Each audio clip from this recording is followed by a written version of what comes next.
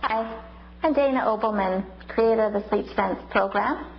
This week's question comes from Haley. She asks, Charlie George always wants a drink in the night, and he goes mad if his pacifier falls out of his mouth.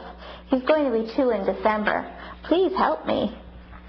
Well, again, this is another popular question. A lot of toddlers wake for bottles, wake for pacifiers in the night. I think the main thing you need to think about, Haley, is when you put Charlie George to bed at night, you want to make sure that, yes, he can have a bottle in his routine, but once the bedtime routine is finished, you should be putting Charlie George in his crib without a bottle and without his pacifier.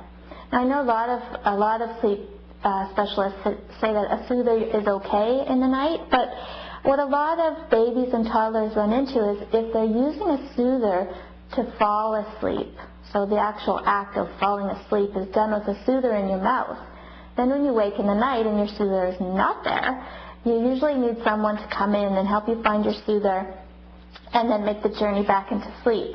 Now, some toddlers, if you're lucky, your toddler will be able to find his soother on his own in the night and get it back, but most children can't, especially babies can't. So my best advice to you is to teach Charlie George how to sleep without a soother.